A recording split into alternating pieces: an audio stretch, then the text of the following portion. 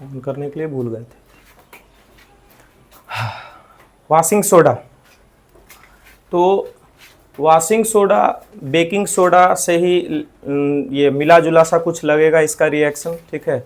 Baking soda हम लोग कैसे बनाए थे याद है प्रिपरेशन इसका, ठीक है। इधर देखो हमको बेकिंग सोडा का प्रिपरेशन याद है, याद है जी, बेकिंग सोडा का प्रिपरेशन याद है, याद है जी, हाँ पीयूष बोलो, हरिओम, तो बोलेगा एब्सेंट है, याद है, हाँ सर, बोलो, NaOH, जय हरि हो गया, यहीं पे खत्म कहानी। बहुत बढ़िया, CaCl2 होता है जी, बहुत बढ़िया, CaOCl2 होता है बेकिंग सोडा। अब बेकिंग पाउडर गधा कहीं का, CaCl2 ब्लीचिंग पाउडर है वो।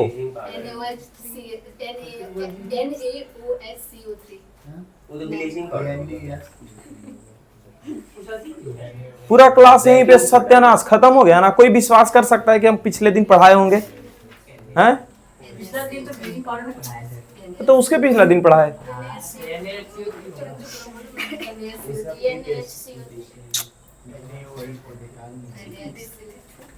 ऐसा करोगे ना तो पैकेट में जहर ही रखना पड़ेगा टीचर को, समझ गया, उसके अलावा और कोई उपाय नहीं। बोल रहे हैं कि एक टॉपिक इसलिए पढ़ा रहे पूरा दिमाग में जाएगा, घर जाकर के रिवाइज करो, रटो उसको, ठीक है। ये सब चीज 5वां क्लास का चीज लग रहा है, 10th में आए सर 6ठा का चीज पढ़ा देते हैं, समझ में आ गया है तो इतना ईजी बन जाएगा। तुम 2 महीना के बाद याद करना ना, यही 6 वो जब एक जगह रह जाएगा ना करके 2 महीना के बाद तुम याद करने की कोशिश करना, इतना ईजी नहीं लगेगा 2 महीना के बाद, अगर तुम अभी रटे हुए नहीं हो, अभी तुम नहीं इसको समझे हो, ठीक है। अगर अभी तुम रिवाइज नहीं किया घर में जाकर के, छोटा से छोटा टॉपिक, पॉलिनोमियल सबसे इजी टॉपिक है मैथ्स में, पॉलिनोमियल सबसे इजी टॉपिक है मैथ्स में, ठीक है, जो चैप्टर नंबर 2 पे है, ठीक है। वो हार्ड हो सकता है, तो बस 2 महीना नहीं बनाओ उसको, 3 महीना, ठीक है। तुमको फॉर्मूला, अगर उसका 3 फॉर्मूला याद नहीं बनेगा, चैप्टर खत्म हो जाएगा वहीं पे। तो ये सब इजी चीज को तुम लोग इतना हार्ड बना रहे हो, ठीक है।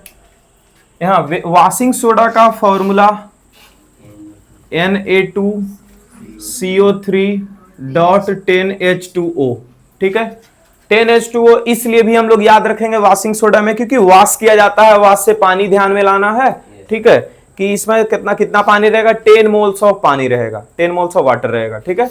उसके साथ क्या है, Na2CO3। Na2CO3 कब लाए, कैसे लाए थे, जब बेकिंग पाउडर को, बेकिंग सोडा को हीट दिए थे तो क्या निकला था, Na2CO3, ठीक है, और प्लस CO2 और प्लस H2O, ऐसा। तो Na2CO3 हम लोग वहां से निकाल सकते हैं। अच्छा, Na2CO3 कहां से आ रहा है, बेकिंग सोडा से, ठीक है। तो पहले बेकिंग सोडा कहां से है इसके बारे में सोचना पड़ेगा। तो बेकिंग सोडा कहां से आया है, सोडियम क्लोराइड, मतलब कॉमन साल्ट से। कहां से आया है, कॉमन साल्ट, NaCl से। क्या बात करते हो तुम लोग। इसका प्रिपरेशन, ये वॉशिंग सोडा का क्या है, केमिकल फॉर्मूला, इसको पढ़ते कैसे हैं, sodium carbonate decahydrate dot 10H2O थोड़ी बोलेंगे उसमें, ठीक है। क्या पढ़ेंगे इसको, सोडियम कार्बोनेट डेकाहाइड्रेट। तो कोई ब्लीचिंग पाउडर का फॉर्मूला बता रहा है, तो कोई कॉस्टिक सोडा बोल रहा है, कोई Na+OH-, मतलब वो सब चीजें भी जो हम नहीं बताए हैं, है ना। ठीक है भाई, अब इसका प्रिपरेशन देखते हैं। इसका प्रिपरेशन में सबसे पहले क्या बनाएंगे हम लोग, बेकिंग सोडा बनाएंगे, फिर बेकिंग सोडा को हीट करेंगे, ठीक है, तो Na2CO3 निकलेगा, फिर इसके साथ क्या 10 मोल्स ऑफ H2O का रिएक्शन करवाएंगे, बन के तैयार हो जाएगा, ठीक है। प्रिपरेशन कहां से शुरू करेंगे, NaCl से। NaCl में क्या मिलाते हैं हम लोग, पानी, और NaCl प्लस वाटर को क्या बोलते हैं रिया बताओ तो, एक सॉल्यूशन बोलते हैं। NaCl को जब पानी में मिला देते हैं तो इसको एक सॉल्यूशन बोलते हैं, ऐसे लिखा रहेगा, व्हेन वाटर इज, एक second, when water is added to NaCl it is known as fill in the blank solution, ऐसे।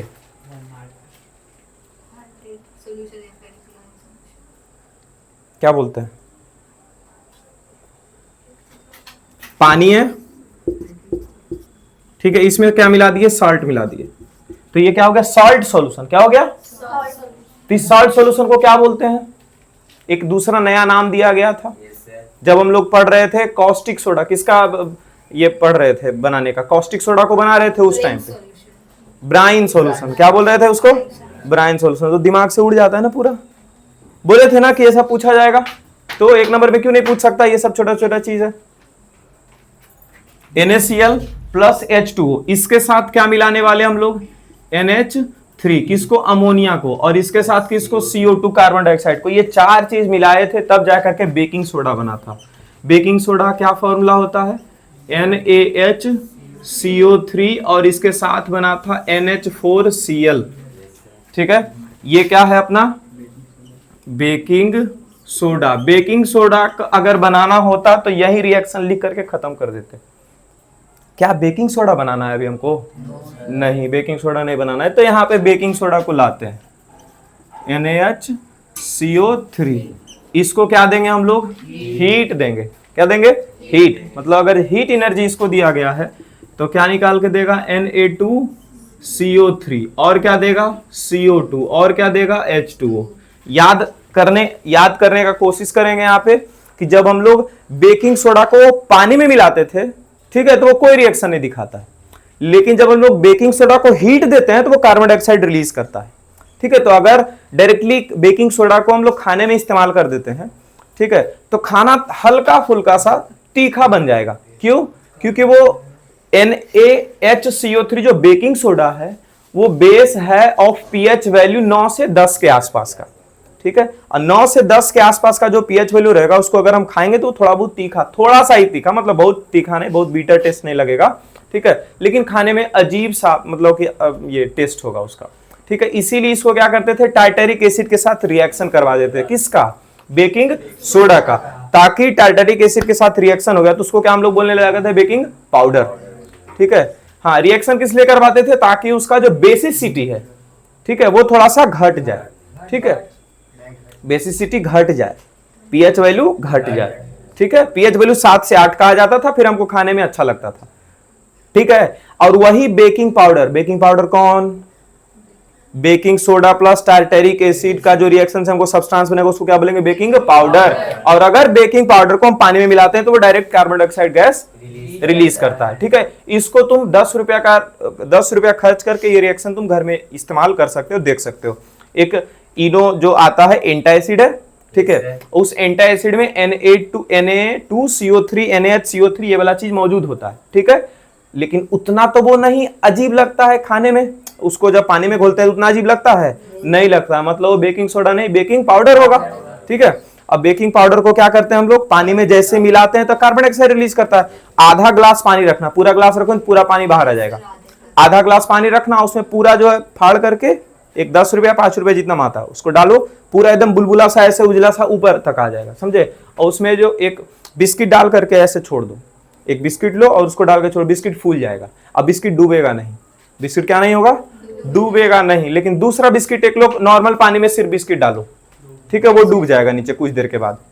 ठीक है, वो डूबता क्यों नहीं, क्योंकि उसके अंदर कार्बन डाइऑक्साइड गैस जाकर के ट्रैप हो जाता है और उसका वॉल्यूम जो है वो बढ़ा देता है। वॉल्यूम क्या करता है, उसका बढ़ा देता है, इसी के कारण उसका ओवरऑल डेंसिटी जो वो घट जाता है। ठीक है, तो ऊपर ही रह जाता है वो, समझ गए बात को। ठीक है, तो ये दर्शा रहा है कि उसमें कोई गैस जाकर के ट्रैप हो, और वो कौन सा गैस होता है, CO2 गैस होता है। तो ये रिएक्शन 5 रुपया में कर सकते हो कि नहीं, घर में 10 रुपया में कर सकते हो, करवाने के यहाँ भी करवा सकते हो, भूल जाते हैं यहाँ पर लाने के लिए। ठीक है, हाँ, NaHCO3 को क्या किए, हीट दिए, Na2CO3 plus CO2 plus H2O आ गया। ठीक है, यहाँ Na2CO3 सर यहाँ वाला तो ये मिल गया, तो उसको लाओ यहाँ पे लिखो, तो Na2CO3 यहाँ लिख दिए, और इसको क्या कर देंगे, 10 मोल्स ऑफ H2O के साथ रिएक्शन करवा देंगे। अरे ये बात समझे हो, 10 मोल्स ऑफ H2O क्या होगा, नहीं समझो। देखो इसके पहले कुछ नहीं तो क्या लिखा हुआ, 1। इसका मतलब जानते हो क्या होता है कि अगर Na2CO3 1 मोल यूज कर रहे हैं तो इसको कितना करेंगे, 10 मोल।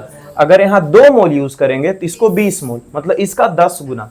तो हमको कैसे पता चला सर, वाटर का जो मॉलिक्यूलर फॉर्मूला है वो 18 ग्राम है। कितना है, ये 9 क्लास में सीखे हो ऑब्टेन करने के लिए। कैसे, हाइड्रोजन 1 मास, इसका 1 यूनिट का मास होता है, 2 बार है तो हाइड्रोजन 1 गुना 2।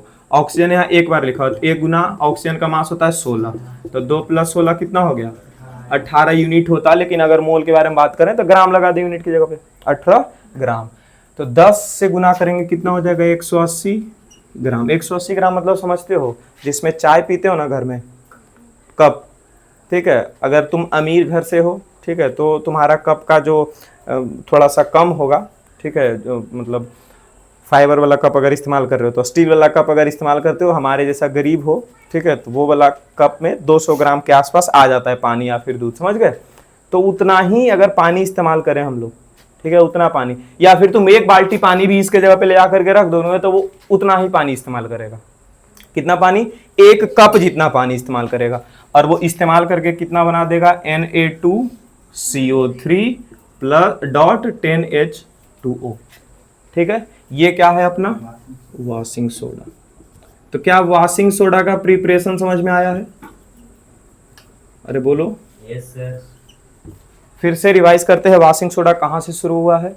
तो हम लोग कॉमन सॉल्ट लिए हैं जो घर में हम लोग खाना खाने में इस्तेमाल करते हैं, उसको पानी में मिलाए हैं और साथ साथ में रिएक्शन में अमोनिया को और कार्बन डाइऑक्साइड को रखे हैं, इतना का रिएक्शन करवाए हैं, तब बेकिंग सोडा और अमोनियम क्लोराइड दिया है। इसी बेकिंग सोडा को जब हीट दिए, ठीक है, तो ये Na2CO3 मतलब सोडियम कार्बोनेट, कार्बन डाइऑक्साइड और वाटर रिलीज किया। इस Na2CO3 को जब पानी के साथ रिएक्ट करवाए, ठीक है, तो वो कितना पानी इस्तेमाल किया, 10 मोल वाटर इस्तेमाल किया। मतलब जितना इसका वेट था, इसका 10 गुना वेट ये इस्तेमाल किया, जितना इसका मास था उसका 10 गुना मास ये इस्तेमाल किया, ठीक है, और दोनों मिलाकर के कंपाउंड बनाया जिसको बोलते हैं Na2CO3.10H2O, जिसका कॉमन नेमिंग है वॉशिंग सोडा, और केमिकल फॉर्मूला के हिसाब से नाम इसका क्या है, sodium carbonate Deka hydrate. Water को हाइड्रेट बोल रहे हैं, 10 मतलब डेका होता है, पेंटा मतलब 5, हेक्सा मतलब 6, उसे डेका मतलब 10 होता है। तो यहाँ क्या है, sodium carbonate Deka hydrate. Clear हो गया यहाँ तक? इसका अब यूजेस लिखने वाले हैं, यहाँ तक लिख लो फिर यूजेस लिखवाएंगे।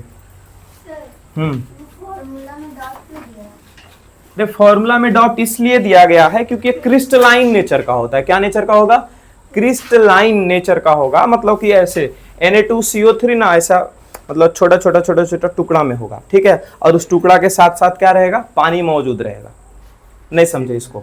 जैसे नमक कभी देखे हो जी, नमक अगर चला रहे, नमक हम एक डब्बा में रखे हुए, ठीक है, और भीगा हुआ हाथ से अगर नमक छू दिया, हेलो है, अगर भीगा हुआ हाथ से नमक छू दिया तो नमक ढीका बन जाता है। इसका कैसे बना होगा, उसके अंदर पानी का कुछ मॉलिक्यूल चला गया होगा, इसलिए ना वो ढीका, तो वो क्रिस्टलाइन नेचर का हो गया। समझ गए? चीनी को कभी ढीका बनते हुए देखे हो, ऐसे मोटा चीनी को ना, जैसे हम लोग चम्मच से निकालते हैं या फिर उसका जो कैप रहता है उसी के ऊपर चीनी ऐसा रख देते हैं, ठीक है। यही अगर जो हम चीनी को हाथ से निकाले, ठीक है, छोटा बच्चा के हाथ में, जिस घर में छोटा बच्चा अगर रहता होगा, ठीक है, तो जैसे तैसे करके चीनी निकालेगा, ठीक है, डब्बा है, वो डब्बा खोलने के लिए समझ गया, और मुंह में हाथ रखे हुए था, ठीक है, और उसके बाद फिर चीनी यहाँ से लिया और फिर तुरंत मुंह में खाया और फिर चीनी उसमें, अब 2 घंटा के बाद देखना या 4 घंटा के बाद देखना, वो चीनी जो है ढिका ढिका जैसा हो जाएगा, उस डब्बे में हो जाएगा, ठीक है। तो क्या हुआ होगा एक्चुअली, उसमें जो बच्चे का मुंह में कुछ वाटर मॉलिक्यूल्स है या सलाइवा है, जो भी है, ठीक है। अगर हाथ में पानी रहता तो पानी जाता, सलाइवा है सलाइवा गया, पानी समझो उसको, ठीक है। तो वो उसके साथ क्या मिल करके क्रिस्टलाइन नेचर का बन गया, ठीक है। तो वो भी कुछ मोल्स ऑफ वाटर उसके अंदर मौजूद है, ठीक है, इसीलिए ऐसे लिखा जाता है।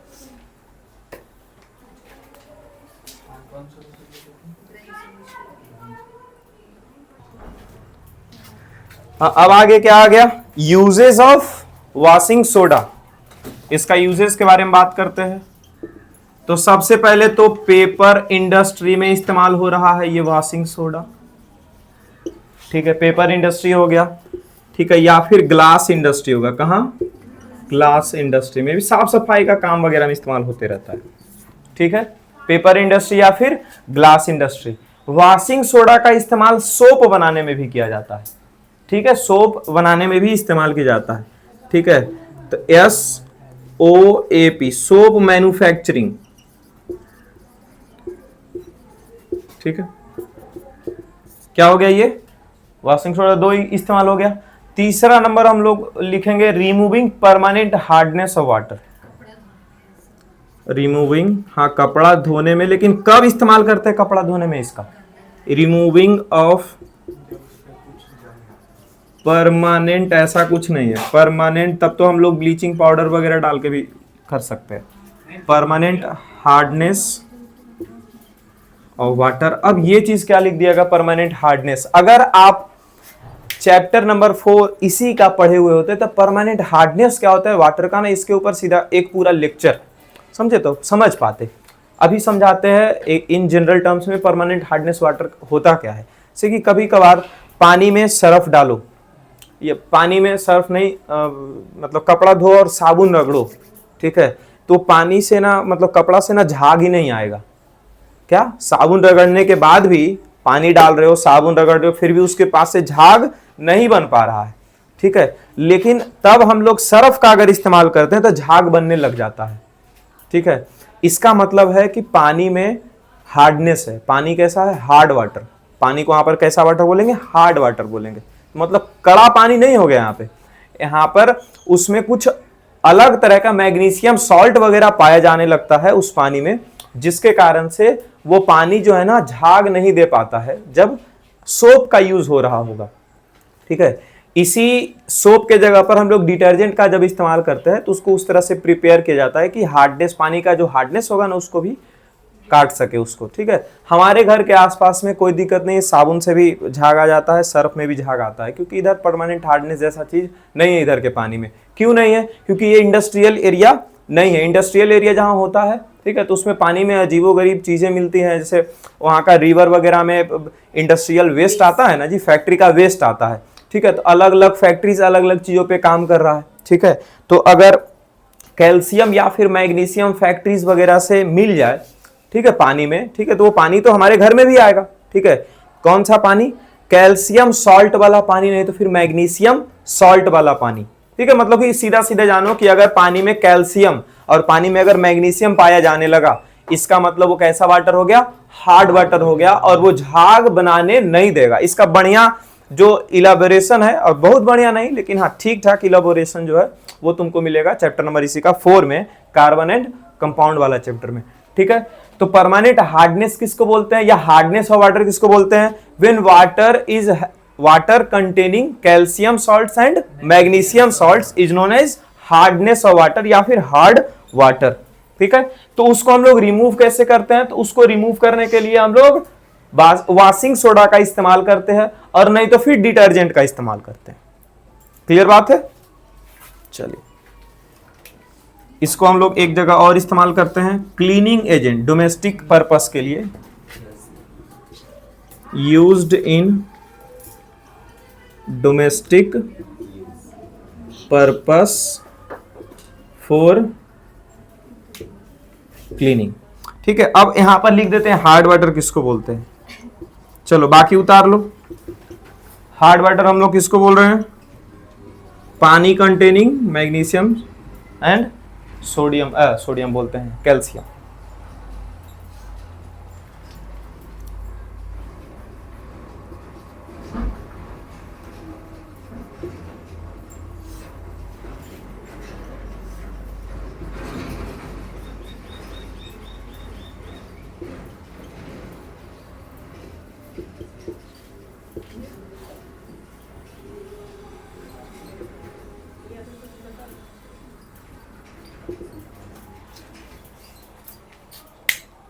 चलिए यहां तक हो गया।